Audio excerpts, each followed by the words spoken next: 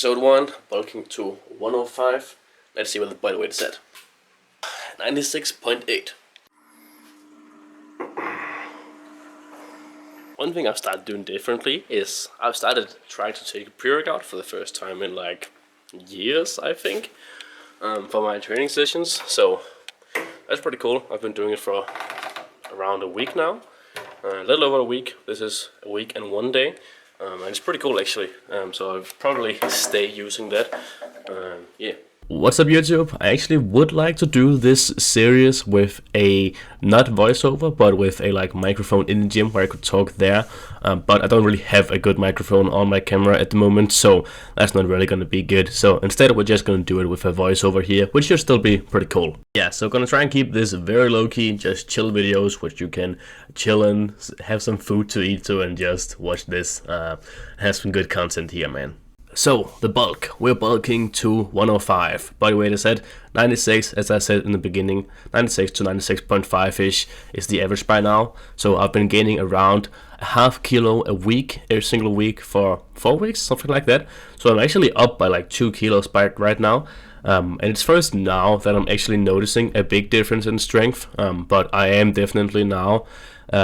in the beginning of the bulk, the deadlift was a bit awkward because maybe like the increased literally like circums around my belly, because there's literally food in my belly, is a bit annoying with the bulk. But other than that, I'm looking pretty good in the deadlift, like strength wise we're good, and positional wise I'm also kind of getting used to it already now, so it again already feels nice, which we'll see here by me actually working up and hitting a PR deadlift in this video here.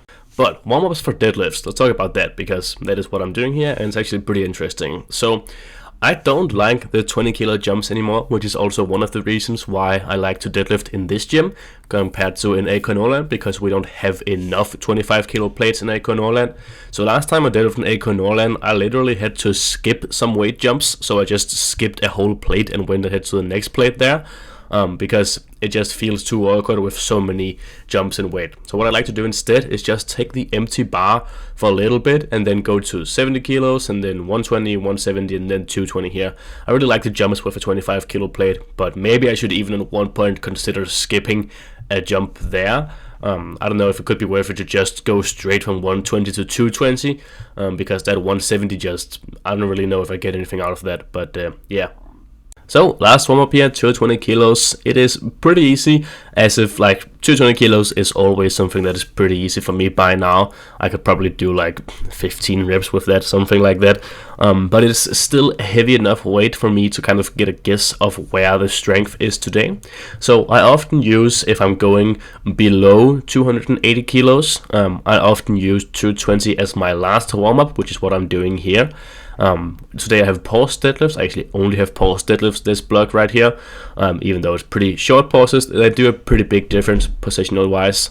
So I'm doing this 220 here, last one, to see where I'm at, and then we'll see if I will go for like 250, which is a match PR, or 255, which is a new PR, or whatever. I was guessing somewhere around that, and I ended up being exactly at that. So, set of 5 paused, chose 255 kilos. Again, 5 kilo PR, pretty easy. And we have 2 more weeks to build onto this, which is pretty insane actually to hit PRs in week 2. Because I like to do pretty big jumps from week to week, which means I'll probably do like at least 10 kilo jumps. And with that, I would probably end up at around 275 for a set of 5 with pauses in the deadlift, which would be a huge PR at the end of this block. So yeah, stay tuned for that.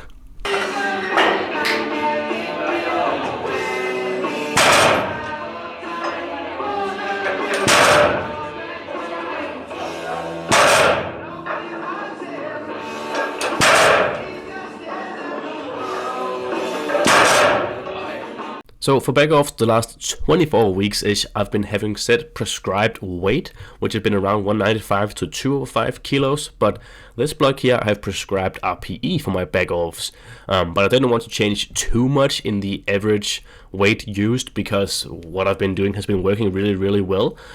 So I went up only 20 kilos to 220 instead of that 200 range, but it was really easy, as you can see, like below RPE 3 probably in reality, even though it's prescribed as RPE 6. This is probably a better choice because it is still 20 kilos above last block. And yeah, I'm not sure exactly what happened to this footage, but yeah, you can see the camera just kept on zooming in until it was basically fully zoomed in, so yeah. So something I've started doing is pushing the RDLs, but also doing warm-ups before doing that. I used to pretty much just go, maybe do one warm-up and then go straight into my working sets, because the thought process was I was already warmed up by the deadlift, which is also a hinge volume. But today I tried doing some actual warm-ups with 70, 120 and 150, and then work my way up to 180 kilos, which is a PR set right here. I've never touched this weight in RDLs, and just to clarify, last time I pushed the RDLs, I got injured at like 150 kilos. But right now 180 kilos is easy and it's comfortable and there's no back pain or anything like that, which is awesome.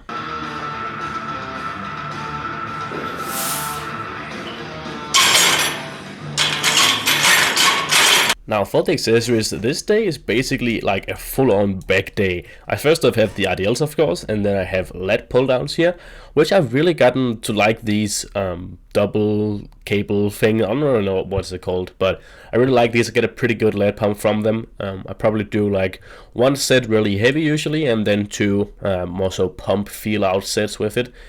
So I do this one set here, which is a PR weight, and then I do another set afterwards, which is a little bit more controlled, probably a little bit better, but yeah. In terms of accessories, what I usually say is if you can push them, if you can progress in them, and you can maintain pretty similar technique and get a pretty good pump in where you're using the muscles, maybe even get a little bit sore in those muscles that you're feeling and trying to get, you're probably doing a pretty good job no matter what the form is looking like. Same thing here with these face pulls. They feel pretty good, even though they look a little bit weird maybe. I got a really good rear delt pump from them, and I can definitely feel in the rear delts the day after, so I'm definitely targeting those, and yeah, it feels pretty good. Yeah, I'm not sure exactly what it is, but recently I have not been enjoying doing biceps. Like, you always have some kind of motivation to different movements, and obviously that's not going to change what you're going to do, but it's still going to change like your mindset to them a little bit. And like, my motivation for all of my accessories are really high, except bicep curls. I don't really know why, but I don't really care about how big my biceps are that much, like aesthetically pleasingly, and they don't really do a big job in terms of like prime movers for my squat, bench and deadlift, so I don't really care that much about the biceps, since it's not really a prime mover in any of the lifts. Yeah, so recently I've been just kind of going a little bit through the motions with the biceps, since hypertrophy isn't anyways a big goal with those, and it's more so just to keep myself injury free, to get some pulling volume into my elbows while with all of the pushing that I'm doing from the tricep stuff and the bench press and all this kind of stuff. And here I'm doing a set of 15s of the tricep pushdowns, which is really high, but I get an epic pump from that, so it feels really good actually.